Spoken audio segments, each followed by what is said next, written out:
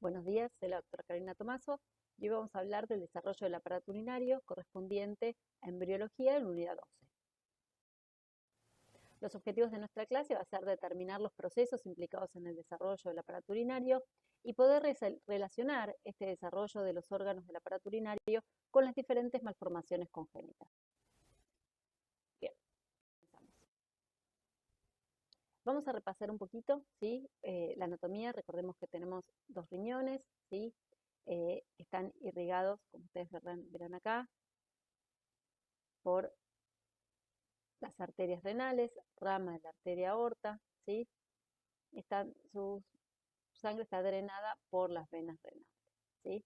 Estos riñones, que ustedes están viendo acá, en parte superior y anterior, tienen ubicadas a las glándulas suprarrenales, ¿sí? Y también de lo que llamamos subpelvis renal, en donde está la arteria, la vena, se encuentra saliendo estos conductos que son los uréteres, ¿sí? Por estos uréteres la orina es transportada hacia la vejiga, donde se va a almacenar y de allí va a ser eliminada por la uretra hacia el exterior.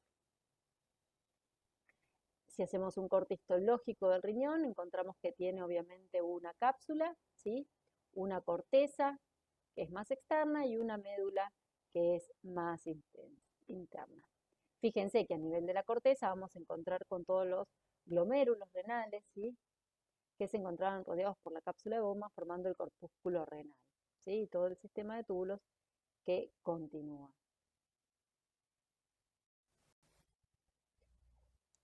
¿Cómo se formaba el aparato urinario? Bueno, el aparato urinario en realidad tiene un doble origen, es tanto de origen mesodérmico como de origen endodérmico. ¿Por qué? Porque como vimos recién, el aparato urinario va a estar formado por los riñones, los uréteres, la vejiga y la uretra. Los riñones y los uréteres se originan a partir del mesodermo intermedio. Recuerden que este mesodermo intermedio iba a formar a los gononefrótomos, que se iban a dividir, iban a formar una cresta urinaria y una cresta genital. Esta cresta urinaria es la que le va a dar origen al riñón y al uréter, mientras que la cresta genital, ya lo veremos un poco más adelante, le va a dar origen a las gónadas.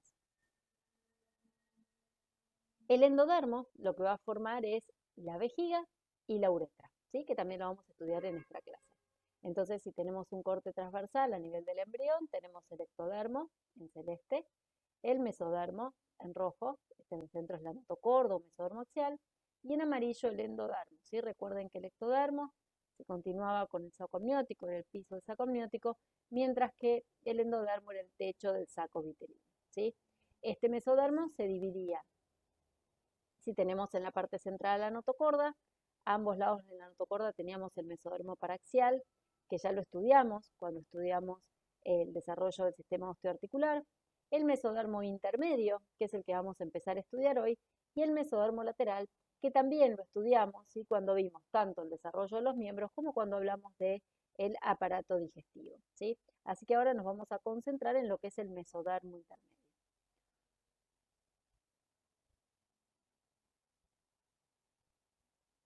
Como dijimos, ¿sí? Este mesodermo intermedio iba a formar los gononefrótomos, que me iba a dar la cresta urinaria y la cresta genital. Hoy vamos a hablar de lo que es el desarrollo de la cresta urinaria, ¿sí? Y en las próximas clases vamos a ver lo que es el desarrollo de la cresta genital con el desarrollo del aparato genital. Bien, acá tenemos, ¿sí? Esta cresta urinaria, cómo se va a desarrollar, ¿sí? Acá tenemos las somitas.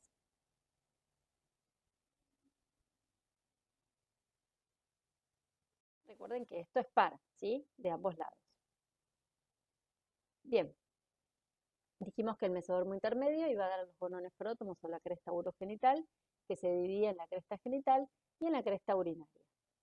Esta cresta urinaria, ¿sí? Iba a formar o a tener relación con dos conductos, ¿sí? El conducto mesonéfrico o de Wolff y el conducto paramesonéfrico o de Müller. Esta cresta urinaria se va a dividir en tres porciones: el pronefros, el mesonefros y el metanefros.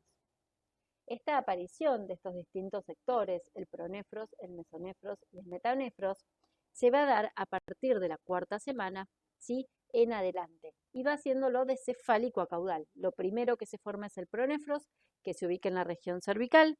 A continuación el mesonefros en la región torácica y en la región más caudal se va a formar el metanefros en la última instancia.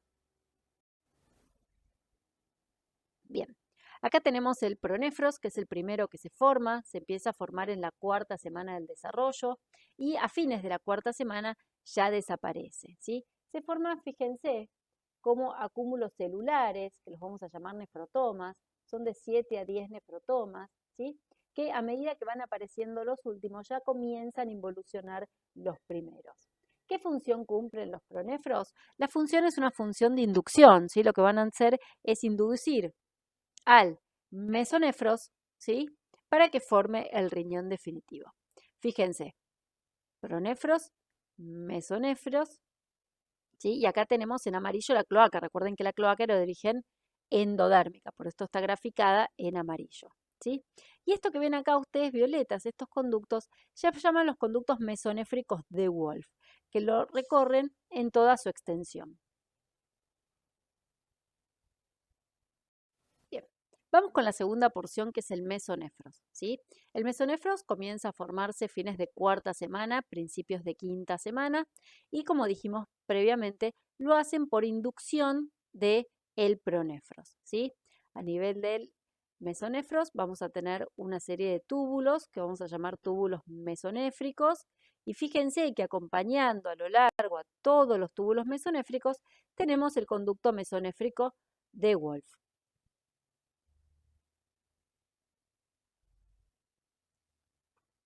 Estos túbulos mesonéfricos adquieren forma de S y como característica importante es que estos túbulos no poseen asa de Henle, por lo tanto estos riñones son incapaces de concentrar orina. Los túbulos mesonéfricos en el embrión femenino van a desaparecer completamente, ¿sí? Alrededor de la octava semana, mientras que en el embrión masculino desaparecen también hacia la octava semana todos, pero algunos túbulos mesonéfricos centrales principalmente quedan como remanentes y van a dar derivados genitales. Bien, como acá se puede ver, tenemos al mesonefros y por debajo del mesonefros vamos a tener el desarrollo del metanefros.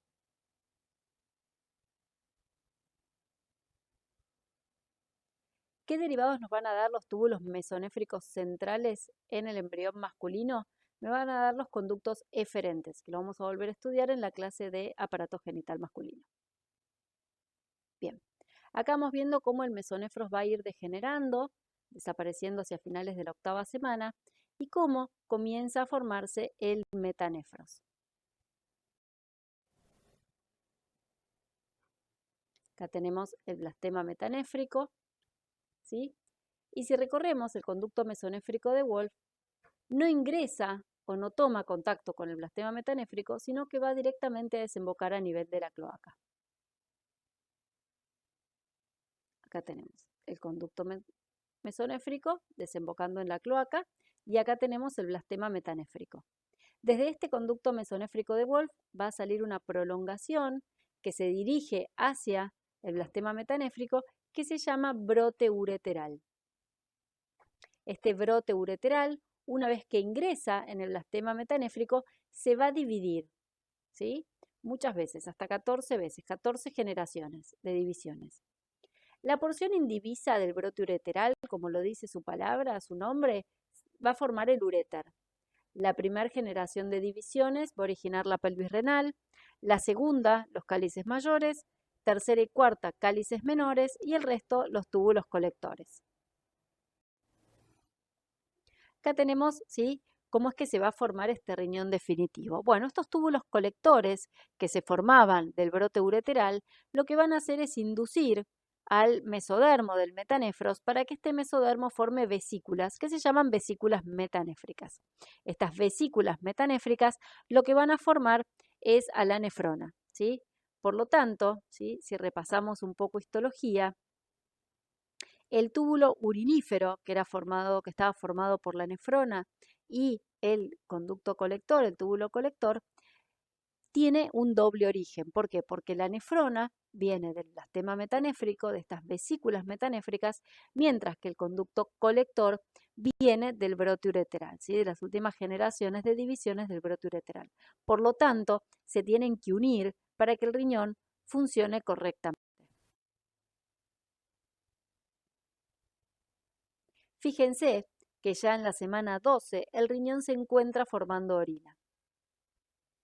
Al momento del nacimiento tenemos cerca de 1 millón de nefronas.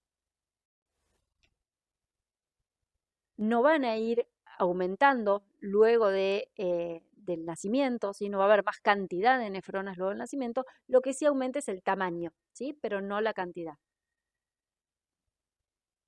Recordemos que durante el periodo fetal el riñón no realiza su función excretora como de productos de desecho, ¿sí?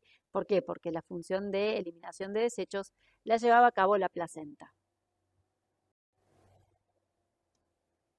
Bien, acá tenemos glándulas suprarrenal y acá tenemos los riñones, ¿sí? Por un aumento del crecimiento de la parte más caudal del embrión, ¿sí? Los riñones que empiezan siendo a nivel de la pelvis van a ir subiendo hacia el área abdominal. Eso se llama ascenso relativo de los riñones. Bien, vamos a ver ahora la formación de lo que es la vejiga y la uretra. Recordemos que tanto la vejiga como la uretra eran de origen endodérmicos, ¿sí? A nivel del intestino posterior, ¿sí? Este intestino posterior terminaba en una dilatación que se llamaba cloaca, y esta cloaca en la quinta semana iba a estar invadido por un tabique de origen mesodérmico que recibía el nombre de tabique urorectal. Acá podemos ver el tabique mesodérmico, tabique urorectal, dividiendo a la cloaca. Esta cloaca iba a quedar dividida en un seno urogenital y en un seno anorrectal. ¿Sí? El seno anorrectal ya lo estudiamos cuando vimos aparato digestivo y vamos a dedicarnos a lo que es los derivados del seno urogenital. Fíjense que el seno urogenital queda en comunicación con el alantoides, ¿sí? Recordemos que el alantoides era una evaginación del saco vitelino. A este seno urogenital lo vamos a dividir en 3 porciones, una parte vesical, una parte pélvica y una parte fálica. Parte vesical, parte pélvica y parte fálica.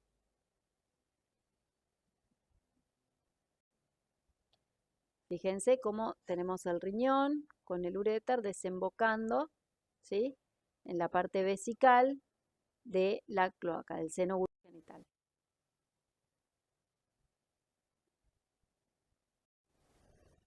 Bien, la porción vesical en el sexo femenino va a originar la vejiga y la uretra, mientras que en el sexo masculino va a originar vejiga y la mitad superior de la uretra prostática.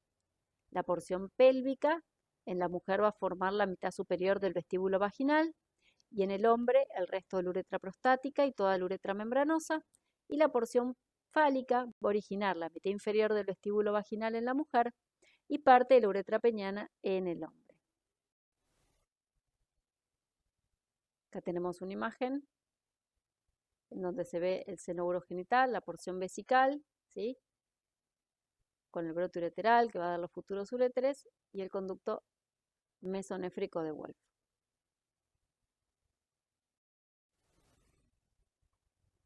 Bien, esto es el desarrollo normal del aparato urinario. Ahora lo que vamos a ver son las malformaciones congénitas del mismo, ¿sí?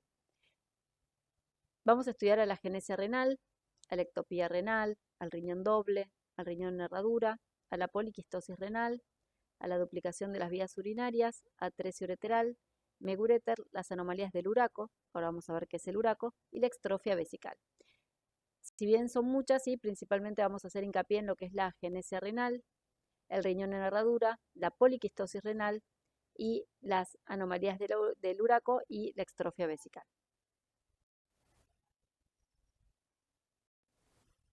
Bien. La agenesia renal es la ausencia del riñón, ¿sí? Que puede ser uni o bilateral. La agenesia renal bilateral es incompatible con la vida. ¿Por qué puede haber una agenesia renal y puede ser que falle alguna de las inducciones del pronéfros sobre el mesonefros o del mesonefros sobre el desarrollo del blastema metanéfrica o de la inducción de los conductos colectores sobre el blastema metanéfrico y no se formen las vesículas metanéfricas. Acá vemos una imagen con uréteres dobles, un riñón ubicado anormalmente, un riñón pélvico, y este que es el riñón en herradura, ¿sí? ¿Qué ocurre en el riñón en herradura? Los riñones se acercan y quedan unidos por el polo inferior. Bien, una de las más importantes que tenemos que estudiar es la agenesia renal, que como dijimos es la ausencia del riñón. Si la agenesia renal es unilateral, suele ser asintomática, ¿sí? De hecho, es un hallazgo, ¿sí? Cuando uno hace una ecografía. Alrededor del 0,1% de los adultos tiene una agenesia renal unilateral, mientras que bilateral es uno de cada 100.000 recién nacidos vivos, que como dijimos previamente es incompatible con la vida. En esos pacientes que presentan la agenesia renal bilateral, vamos a tener una secuencia que se llama secuencia de Potter, ¿sí? ¿Por qué? Porque al no tener riñón, el paciente va a tener anuria, por lo tanto esa anuria me va a llegar a un oligohidramnios severo, ese oligohidramnios severo me va a dar hipoplasia pulmonar, ¿sí? Y alteraciones corporales, ¿sí? Por la posición del feto a nivel del útero. Y una fase característica. Acá tenemos, ¿sí? Las orejas de implantación baja, el puente nasal ancho, epicanthus, ¿sí? Fíjense, bueno, la hipoplasia pulmonar que dijimos, las deformaciones de los miembros, ¿sí? Esta sería la secuencia de Potter. Todo se inicia por esta agenesia renal bilateral. Otra malformación importante para conocer es el riñón poliquístico congénito, que afecta a 1 de cada 800 recién nacidos vivos. Y esto se produce porque el tubo contorneado distal, que es la última porción del nefrón, no va a contactarse con el conducto colector, entonces en ese lugar se va a acumular la orina y se van a formar quistes. Estos quistes lo que van a ir haciendo es comprimiendo el parénquima renal y haciendo que este riñón deje de funcionar, altera su funcionamiento. Bien, el riñón en herradura, ya lo comentamos antes, ¿sí? Los riñones están fusionados por su polo inferior, fíjense que es una malformación bastante frecuente, 1 cada 400 individuos. Ectopía renal, que es el riñón que está ubicado en una localización anómala. Esta malformación de la vejiga es muy importante, que se llama extrofia de la vejiga, es una anomalía en la pared ventral del cuerpo del embrión, ¿sí? Por lo tanto, la mucosa de la vejiga, recuerden que es de origen endodérmica, va a quedar completamente expuesta, ¿sí? Se producen por una falla en el cierre de la pared corporal en esa región y está siempre asociada a anomalías también de la formación del pene, como es la epispadia. Bien, como conceptos tenemos que recordar el desarrollo del aparato urinario y lograr relacionarlo con las posibles malformaciones congénitas que hemos estudiado. Muchas gracias.